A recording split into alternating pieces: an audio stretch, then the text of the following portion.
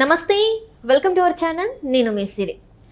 ఏపీలో ఈసీ సంచలన నిర్ణయాలు తీసుకుంటుంది. అయితే జగన్మోహన్ రెడ్డి గారిపై ఈసీ వాత పెట్టబోతుందా, ఈసీ సంచలన నిర్ణయం తీసుకోబోతుందా? సో ఈ అంశాన్ని మనకి వివరించడానికి మనతో పాటు ఉన్నారు ప్రముఖ సీనియర్ జర్నలిస్ట్ జగదేవ్ గారు.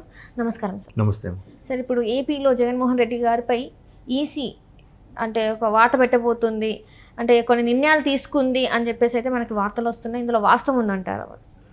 ఈసీ ఎప్పుడులా కాకుండా ఈసారి చాలా కఠినంగా కూడా వ్యవహరిస్తుందమ్మా. ఎందుకంటే ఇటువైపు ఇట్లా సమస్యలు పెరిగే కొద్దీ వాళ్ళు అలా స్ట్రిక్ట్ చేయకపోతే, పైగా 150 కోట్ల మంది ఉండే, 120 కోట్లు ఇంచుమించు 120 కోట్ల మంది ఓటర్లు నాకు తెలిసి ఉంటారు. 100 కోట్ల ఓటర్లు అనుకోండి, 100 కోట్ల మంది ఓటర్లు ఉండే ఈ ప్రజాస్వామ్యంలో అటువంటి కొన్ని కఠిన నిర్ణయాలు తీసుకోకపోతే ఈసీ ముందుకు నడపడం అనేది, అసలు ఎలక్షన్ కమిషనే ఉండడం వేస్ట్. ఇంకా ఎందుకంటే అటువంటి నిర్ణయాలు తీసుకోవాలి. అయితే ఇప్పుడు ఇంతకుముందు మనం చూసినట్టుగా అయితే ఏపీలో పరిశీలకులు కూడా పెట్టారు కదా.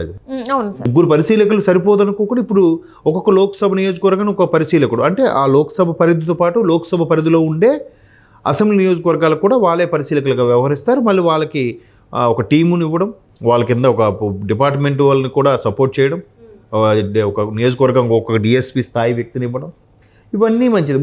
మొన్న మీరు చూస్తే నిన్నే అనుకుంటా సూరత్లో కూడా చూసారా, ఒక బీజేపీ ఎంపీ ఏకగ్రీవ ఎన్నిక అయింది. ఎందుకు?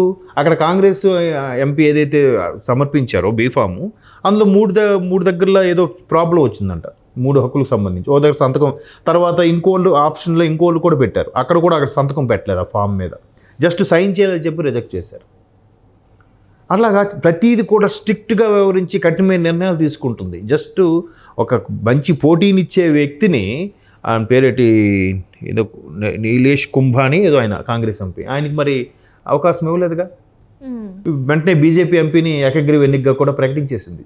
చూడండి, ఆయన దాఖలు చేసే బీఫామ్స్ ఏదైతే ఉందో అఫిడవిట్, అది దాంట్లో హెచ్చుతగ్గులు ఉన్నాయని చెప్పి ఈసీ ఈ విధమైన నిర్ణయం తీసుకుంది. కాబట్టి ఇప్పుడు కూడా ఏదైతే ఎన్నికలు కూడా అమల్లో ఉందో అది ఇప్పుడు కూడా రాజకీయ వ్యూహాల పరంగా, రాజకీయ ఎత్తుగడలో భాగంగా, లేదంటే పథకాలు, సమస్యలు, వాటి గురించి మాట్లాడే విధంగా ఉండాలి తప్ప వ్యక్తిగత దోషులకు ఎప్పుడు వెళ్ళిపోకూడదు. వ్యక్తిగత దోషులకు వెళ్ళినప్పుడు ప్రభుత్వాలు ఉన్నాయి కాబట్టి అప్పుడు నడిచాయి. ఈ ప్రభుత్వం మాదే ఒకటి నడిచింది, మేబీ మీరు ఇంతకుముందు మనం చర్చలో అనుకున్నట్టుగా కేంద్ర ప్రభుత్వం అండ ఉంది కాబట్టి నడిచిందేమో. కానీ ఇట్లా ఎన్నికలు కూడా అమలు ఉన్నప్పుడు దానికి కొన్ని నియమ నిబంధనలు ఉంటాయిగా. ఇప్పుడు 50,000కి మించి మీరు ఎక్కడికైనా క్యాష్ తీసుకెళ్ళగలరా? మీ ఇంట్లో పెళ్ళి ఉన్నా కూడా, పెళ్ళి ఉంది నేను 1,00,000 రూపాయలు తీసుకెళ్తాను, 51,000 తీసుకెళ్తానని ఒప్పుకోరు దానికి కదా. దానికి సంబంధించిన రసీదు ఏవో చూపించగలగాలి, ప్రూఫ్ చేయాలి, అదంతా ఓకే అనుకుంటే అప్పుడు మీకు ఇస్తారు. మరి అంత నిబంధనలు ఎందుకు ఉన్నాయి? ఎన్నికల కోడ్ నియమావళి ఉంది కాబట్టి. ఆ నియమావళికి దాటి, ఒక పరిధి దాటి వెళ్ళినప్పుడు ఖచ్చితంగా ఎవరికెవరైనా కంప్లైంట్ చేయొచ్చు. ఇప్పుడు నిన్న కూడా మీరు హైదరాబాద్లో చూస్తే ఆవిడ జస్ట్ బాణం ఇట్లా అన్నారు, ఆవిడ బీజేపీ కంటెస్టెంట్ ఎవరెవరు, మాధవి గారు. వెంటనే వాళ్ళు ఏం చేశారు, ఎంఐఎం వాళ్ళు, ఆవిడ మా మసీదు మీదకి బాణం ఎక్కి పెట్టారన్నట్టుగా కంప్లైంట్ చేశారు. సో ఈవిడ వివరణ ఇచ్చుకోవాల్సి వచ్చింది, ఇవ్వాలి, తప్పదు. నా చేతిలో బాణం లేదు, గాల్లో ఇలా అన్నాను నేను, అది మీ వీడియో చెప్పాడు, చూపించారు, మీరు కావాలంటే చూసుకోండి. దానికి అంటే ప్రతీది కూడా కీన్ అబ్జర్వేషన్ చేస్తూ, ప్రతీది కూడా ఎక్కడే ఉన్నాయో అన్నీ చేస్తుంది. అలాంటి సందర్భంలో ఈయన ఇప్పటికీ మళ్ళీ అవే వ్యాఖ్యలు. ఇప్పుడు ఆయన 4 పెళ్ళిళ్ళు చేసుకున్నాడు, లేదా ఈయన ఇంకేదో అవకతవకలు చేశాడు, మామకు వెండిపోటు పొడిచాడు, ఎప్పుడో చిన్నప్పుడు మా పాతవి, ఈయన ఎవరిని కూడా ముందు దగ్గరికి తీసుకొని తర్వాత మోసం చేశాడు. ఇవన్నీ మాట్లాడడం వల్ల, పర్సనల్గా అలా వెళ్ళిపోతుండడం వల్ల ఖచ్చితంగా కంప్లైంట్ చేస్తారు కదా.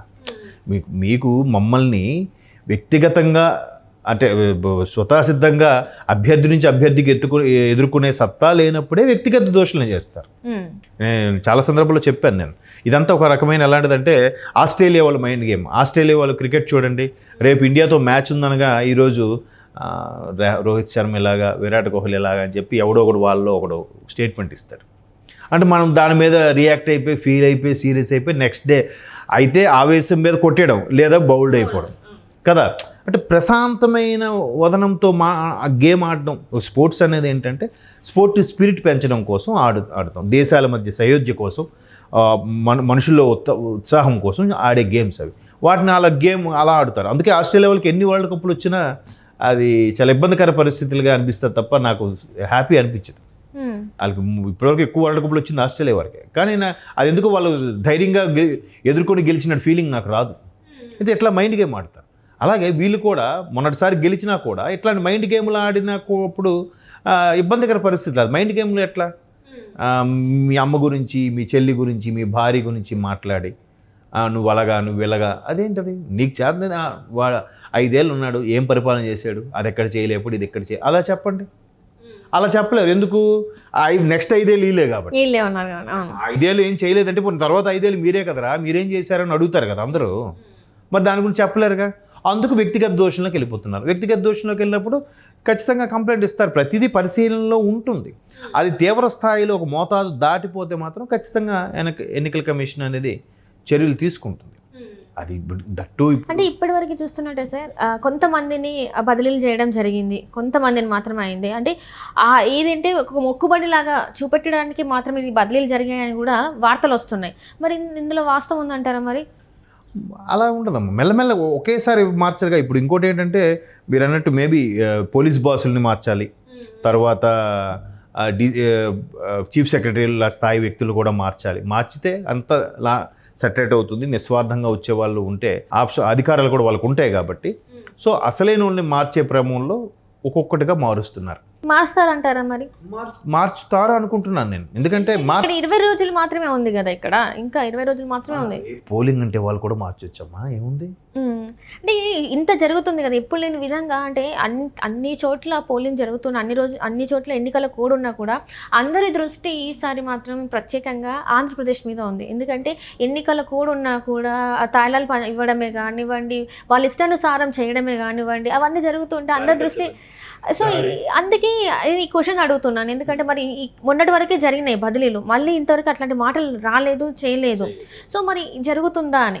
జరుగుతుందని అనుకుంటున్నాను నేను.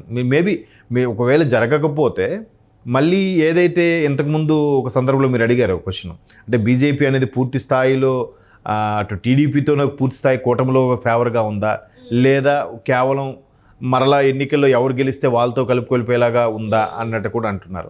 ఒకవేళ అలా కానీ జరిగితే అనుకుందాం కాసేపు, ఎప్పటికీ నమ్మరుగా నేషనల్ పార్టీని, ఇంకెప్పుడు జాతీయ పార్టీని ఎప్పటికీ నమ్మరు. ఇంకా ఇటువైపు వాళ్ళు విస్తరించే అవకాశమే లేదు. ఎలాగో తమిళనాడు లాంటి రాష్ట్రాల్లో విస్తరించడం చాలా కష్టం. కేరళలో ఏదో విస్తరించారు, కర్ణాటకలో విస్తరించారు, మళ్ళీ కాంగ్రెస్ ఇప్పుడు పుంజుకుంది, రకరకాలుగా ఉన్నాయి. మరి అలాంటప్పుడు ఇంకా అవకాశం ఉన్నది తెలంగాణ, ఆంధ్రాయే. మరి ఇప్పుడు ఇలా చేస్తే ఇంకెప్పుడు పుంజుకుంటారు? ఆల్రెడీ కాంగ్రెస్ ఏమైందో చూశారు. అటువంటి అనుభవాలు దృష్టిలో పెట్టుకుంటే హ్యాపీగా ఉంటుంది. ఖచ్చితంగా మనకి తెలుగు వాళ్ళకి ఇబ్బంది పెట్టేసేలాగా ఒక జాతీయ పార్టీ తయారైతే ఖచ్చితంగా వాళ్ళు అది మూల్యం చెల్లించుకుంటారు. ఇప్పుడు అనుకోవచ్చు ఓన్లే మా ప్రభుత్వం నడడానికి వీళ్ళు ఉపయోగపడ్డారులే అని. కానీ అటువంటి కూటమి వల్ల వాళ్ళకే నష్టం అయింది కూడా చూసాం మనం. గడిచిన 5 ఏళ్ళలో ఏదైతే చంద్రబాబు నాయుడు గారు 2018-19లో రెచ్చగొట్టు వదిలేశారో, మీరు ఎన్డీఏ కూటమి నుండి కూడా స్పెషల్ ప్యాకేజ్ తేలేదు, స్పెషల్ స్టేటస్ తేలేదు, ప్రాజెక్టులు తేలేదు, అవి తేలేదు, ఇవి తేలేదని. మరి మీరు 5 ఏళ్ళుగా ఉన్నారు కదా, ఏం తెచ్చారు? ఏం మాట్లాడలేదు, ఏమి అనట్లేదు. ఈవెన్ చంద్రబాబు గారు అరెస్ట్కి సంబంధించి కూడా జగన్మోహన్ రెడ్డి గారు ఏమన్నారు, నేను లండన్లో ఉన్నాను, నాకు తెలియదు అరెస్ట్ గురించి. మేబీ ఇది సెంట్రల్ పనేమో, సెంట్రల్ వాళ్ళు ఐటీకి సంబంధించిన పని అయి ఉండొచ్చు అని కూడా ఆయన అనుమానం వ్యక్తం చేశారు. అప్పుడైనా బీజేపీలో ఎవరైనా మాట్లాడారా, ఖండించారా? లేదు కదా, ఖండించలేదు కదా. సో ఇట్లాంటివి కానీ మళ్ళీ రిపీట్ అయ్యి కనబడే, అంటే నాలాంటి సామాన్యుడికి అర్థమయ్యేలాగా బీజేపీ వాళ్ళు వ్యవహరిస్తే వాళ్ళే ఇబ్బంది పడతారు ఫ్యూచర్లో. అంతే కదా. ఎవరికైనా ఎన్ని రోజులు అర్థమైపోద్దాం, ఎంత సోషల్ మీడియాల ద్వారా లేని మసిపూసి మారేడుగా చేసినామని వాడికి ఒక ఇన్నర్ ఫీలింగ్, అంతరాత్మ ఉంటుంది కదా, అది చెప్తుంటుంది. అమ్మ లేదురా, అవి లేదో యాక్ట్ చేస్తున్నట్టున్నారా, అవి లేదో సెట్ చేస్తున్నట్టున్నారా అని ఫీలింగ్ ఉంటుంది కదా. ఆ ఫీలింగ్ అలా పెరిగి పెద్దదైతే అప్పుడు వాళ్ళ మీద ఫెయిత్ పోతుంది. ఫెయిత్ పోతే వాళ్ళకే నష్టం కదా, స్ప్రెడ్ అవుతుంది అప్పుడు పార్టీ. కాబట్టి మెల్లమెల్లగా ఇంకా ట్రాన్స్ఫర్స్ జరుగుతాయేమో అని అనుకుంటున్నాను. Right sir, right. Thank you so much. Thank you.